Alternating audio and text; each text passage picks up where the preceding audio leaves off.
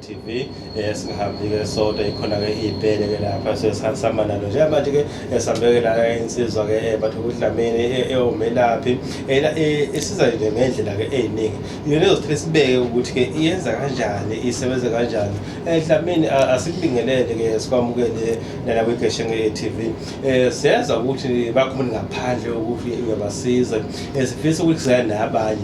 Wenza kanjani? Uthi umlele ngasekhaya ubani wakabani, wenza kanjani? Yebo, ngiyabonga Sibali ukungipha lithuba ukuthi ngibingelele balalele emakhaya babukeli.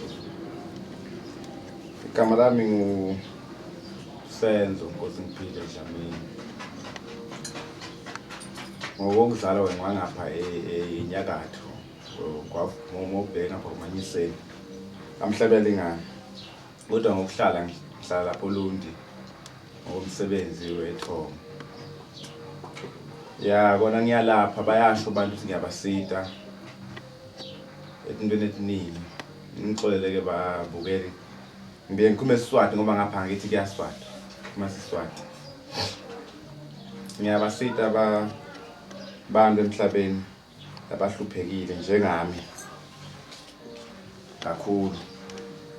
Kodwa into lengigudi nje kuzona ngiyozama ukuthi chaza ukuze wonke umuntu emakhaya mefisa noma aphokophele ukuthi agcina sizakele azi ukuthi yini nani. Ngaqala nje endabeni yelo emagceke ngoba abantu abaningi babone bangaphumeleli nje kanye bahlushwa into esemagcekeni. Kunale nto kuthiwa umdliwa. Umdliwa-ke baye bathi isipoko, labanye bathi lwane. Umuntu mekuthiwa uhlushwa umdliwa akasondele lapha kuDlamini nimsize mina. Very simple, ngizomsiza nje. Kuthiwa basuke bahlanganise inhlabathi yamathuna uthatha umuntu ethuneni wazofaka ekhaleni ukuze aphazamisa isidalwa ngoba yena umuntu usuka athi uthwetshuliwe uyakwazi ukungena esidalweni asihlukumeze fana nezinto zenu. Okwesibili bese kuba umuntu othi mina kuthiwa nginey'lwane, hlushwa yiy'lwane, angasondela lapha ekhaya simsize kaDlamini. Bese kuba umuntu othi mina ngihlushwa izinto zasemanzini, kuthiwa nginesithunywa, kuthiwa nginjani imoya sengilungisile ayilungiseki, angasondela lapha ekhaya simsize. Akukho la ekhaya okungenziwa lo esingakwenzi, but kuncane esingakwenzi. Engakwenzi angithwalisi bafowethu, angithwalisi, kodwa isigubhu ngiyasikhanda, angithwalisi. Bese ukuthi umuntu othi ufuna inhlanhla simvule into zakhe, siyakwazi ukuyivula. Inayo imali ayibone nalabathi imali bayiphethe enyamalala, siyakwazi ukuyivula. Ngingachaza nje kabanzi ngento yenhlanhla. Mawusho ukuthi ufuna inhlanhla, fika la ekhaya uphathe iy'nkukhu eziwu-3 ezimhlophe. Sizokwenzela indaba yenhlanhla. Uca sikususe, sikupopole, sikubuke ukuthi yiphi inkinga onayo, iziphi izinto ezingakuvimba ukuthi inhlanhla yakho ibe khona. Bese siyisusa kuqala, sikucharge ukususa. Uma ngabe uze kuzofuna inhlanhla, imali ozobe uyikhokhile ukuthi uzokhuphula inhlanhla iyona ezobe ishajela nokuthi uyasusa. Sizokususa okubi, sikugeze, sikususe bese sikukhuphulele inhlanhla yakho-ke endaweni umfula, sikhuphule into zakho. Mawufuna ilo ukuthi sikusebenzele egcekeni, mhlawumbe ufuna ukubethelelwa. Umkhulu-ke uDlamini akasebenzi ngey'lwane, Nkosi yami.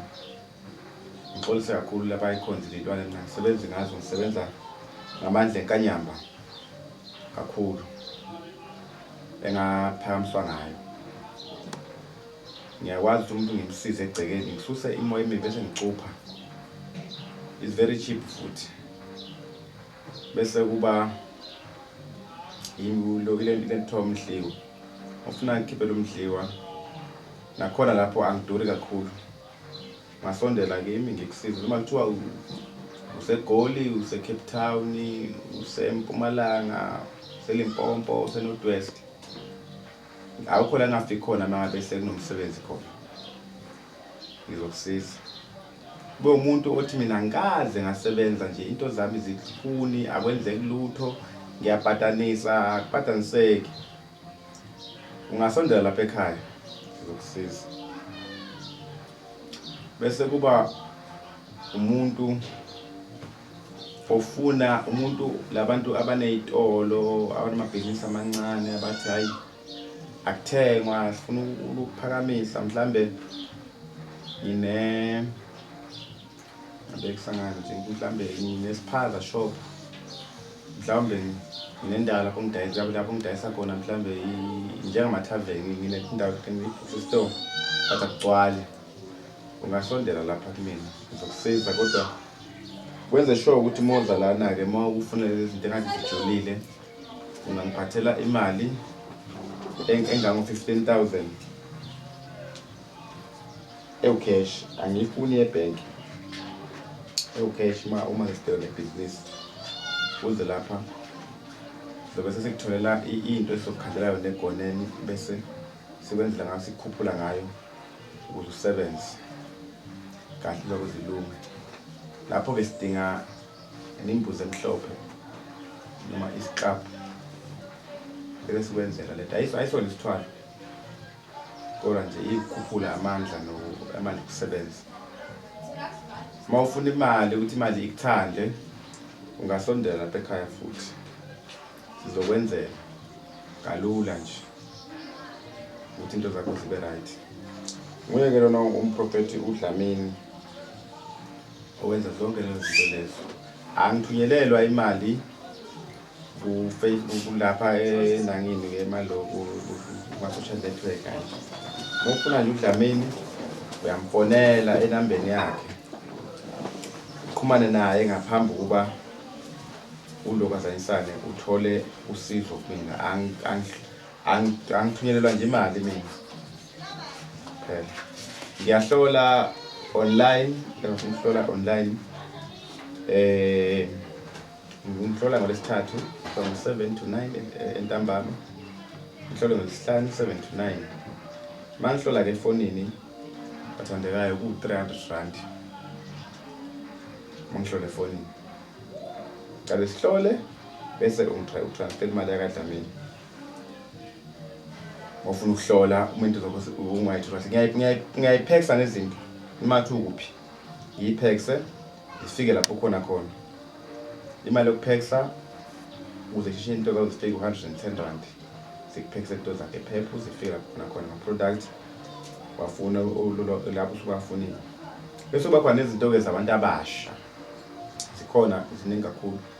Ngeke ngize ngiyibale. Ufuna ukuthi uthandeke emphakathini, ufuna ukuthi nawe utrende, ufuna ukuthi mofika abantu kujatshulwe, ufuna nje inhlanhla, ufuna ukucleana ihlazi zenhlanhla, ufuna ukuklineke kube right. Ukhona uqala ku-350 ke phezulu siyakuphexela ephepha. Ufuna uyafona enambeni kaDlamini ngisazoyishiya ke inamba. Ufuna ukuchela ibheke kuthiwa awulali kahle. Kuthiwa awulali kahle. Yebo kahle dalo sikhulekile gofa. Uma ungalali kahle khona izinto ezikuqindezelayo mhlambe mase ulela amaphupho uyawakhohlwa. Yebo kahle uyakhohlwa amaphupho. Ngiyakwazi ukuvula amaphupho akho manje usaboni ku-1500. Khona izinto engikuphosela zona ngikutshela ukuthi zisebenza kanjani bese usizakala. Akuningi lesikwenzayo izinto nje lezi ezijwayelekile ngiyazenza. Khona engingakwazi bafowethu ichitho angiyidayisi. Umuntu ufuna ukuchitha indoda umuntu noma ufuna ukwenza izinto ezinjengalezo yenze izinto. Ngiyaxolisa babukela emakhaya angikwenzi. Hayi angikwazi ukwenza angikusebenzisi mina. Ngisebenzisa izinto ezidinga umuntu ofuna impumelelo, ofuna ukuphila megula. Ngimandla kakhulu umuntu megula kuthiwa bakufaka umbhulelo, bakufaka izilwane siyakuphambanisa ngekhaya noma nje bakwazwa yibhobo noma kuthiwa bakuthwebula ngiyasiza lapho makuthiwa mhlawumbe umuntu kuthiwa bayathwebula isidalwa noma baphehla amanzi amnyama ngiyakwazi ukususa lokho. It's very simple. Uyangifonela na lapha kwinombolo yami ukwazi ungithole sixhumane ngikusize. Very simple. Yiloko nje engikwaziyo babukela emakhaya, akukho okuningi engikwaziyo bona nginawo amandla okusiza. Kulokile ngiyazi sagqiba asigcinile ukuthi sifike la sizosebenza nawe. Mhlawumbe sesihamba sezamaphethelweni siyazi ukuthi siqhamuka endaweni engafani. Kuzofika umuntu ngampela uthi akanamali kulo uxakekile ethi mhlawumbe ngiyakwazi ukukhipha mhlawumbe ngo-R100 enkomeni yakho usuyibekile noma ngo-R50 ngamandla ukuthi akanawo vele. Yabona umuntu uyabheka ukuthi uyabhesibukweni sakho usubutha umuntu akalutho ngampela. Nenza kanjani esimene esikanjalo? Kwakhona abantu abathi hey uma ungaphethe imali ayidlula angisebenzi ongaphethe imali. La ekhaya kwaDlamini nenza kanjani? Ngiyakuzwa Sibali lelo side.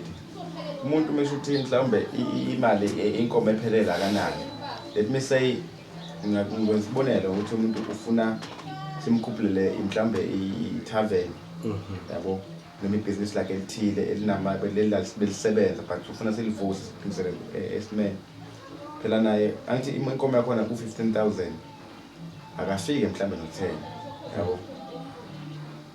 Ngoba imithi le esisebenzisako iyabiza. Eminye yakho sisa ngaphandle. Yabo. Okay. Noma ke ngithi nise umuntu unesilwane esimhluphayo bambhadle isipoki hamba nepresent into zakhe ukukhipha isipoki la ekhaya ku 4.5 akafike mhlambe no 2,000 asathi bese emkhulu hayi singalo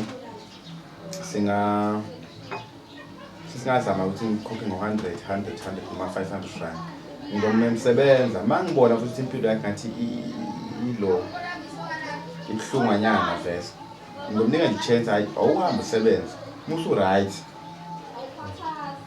usungabuye ungibone yabo siyasebenza kanjalo mina ngokwami ngisebenza kanjalo ungazi nezinye inyanga ezisebenza kanjalo but mina ngokwami kwala nje umuntu uthi uyafika lapho uthi akanayo imali yokuhlola ephelele ngiyaye umuntu ngimsize bese ngimtshela ukuthi hayi imali la ekhaya usebenza umalini kodwa akaphumi umuntu angasizakela uma akanayo imali ngomsebenzi siwe esinawo suphiwe amathongo nengilozi basenyakatho eBhalile. Kulungile asiyazi ukuphithele mhlawumbe umuntu uzofisa ukwazi ukuthi la ekhaya ukuhlola kuyimalini mhlawumbe usiphe uthola kanjani mhlawumbe WhatsApp or Facebook ukuthi yathola mhlawumbe inamba yakho kanjani.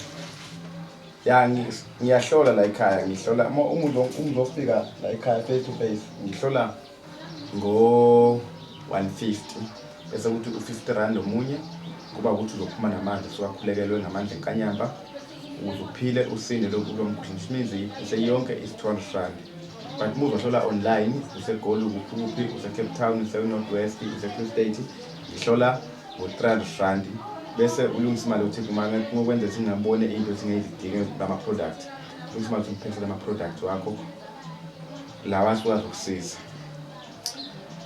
Inamba engitholakala kuzona ithi 079 162 1097 siphi phinde ngiphinde futhi ithi 079 162 1097. mhlawumbe wakho ukugcina ongatshela umuntu ngasekhaya nombukeli ngasekhaya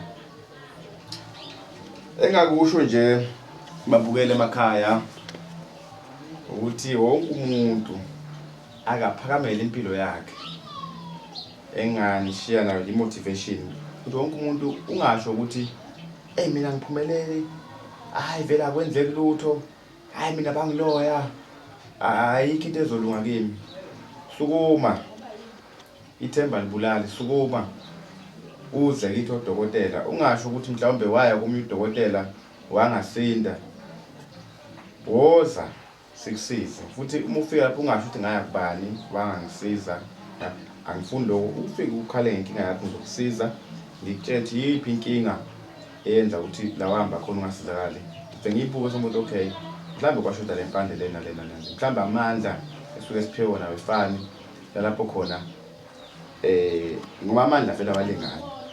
Enye inkinga sisishanje ngamanzi odwa bakhulekela amanzi abashintsha bethula amahebhero enze imanga nemangaliso. Into engashana nje umuntu wonke osemakhaya ohluphekile ogulayo akaphakamele impilo yakhe. Okay, ngoba siyaqonda la ukuthi uyakwazi khona ukwenza igubhu yazo ukuthwalisa. Yini oyibalelayo ukuthi uthwalisa?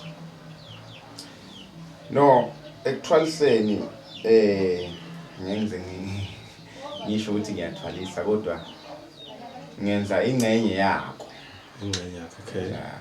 Ngasho ukuthi ubu 60% wesithwalo khona igubhu ezimbili engikwazi ukuyikhanda engigaranti ngazo. Kwamanje ngisakwazi ukuzakha. Okay. Isigubhu sisebenza umnumzana wasemanzini ngensitsela yasemanzini bese kuba isigubhu esisebenza ngamandla omkhathi. Ngeke ngichaza umjule kakhulu but izuthu igubhu engizaziko lesenza ngamandla omkhathi sisebenzisa ngamakhandlela amnyama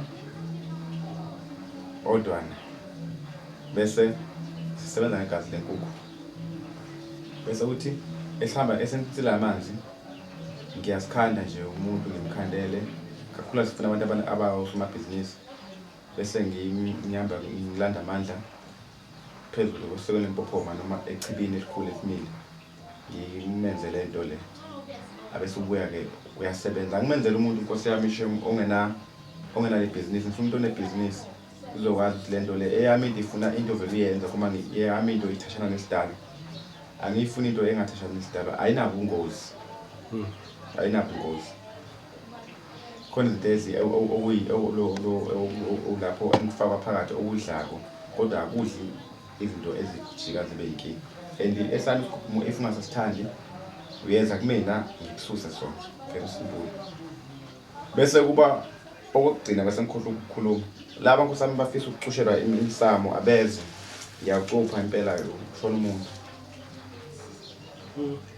impela kushona umuntu Ushona mengabe kwenzakalini umuntu nje uma shuthi mhlambe emndenini sesigoqe emndenini ukhona umuntu ogangayo obuye ayelapha imisamo awusebenzise ngenye indlela aniphambanisele bengibizile umuntu bese ngifika mina sengipopola ukuthi kanjani bese ngikucleana bese ngikucupha ngento bese ngisebenza ngopineapple ngiyazi ke pineapple ngwenzani bese indoda imayisi yagadla bese nekhanda lemvu ebhange emnyama la abese ke indoda intshe ibheka phezulu uma kuyasondela kulungile sibonga kakhulu Dlamini ngesikhathi sakho othe wasipha sona mhlawumbe usiphinde ugcina inombolo yakho inamba yami ithi 079 162 1097 079 162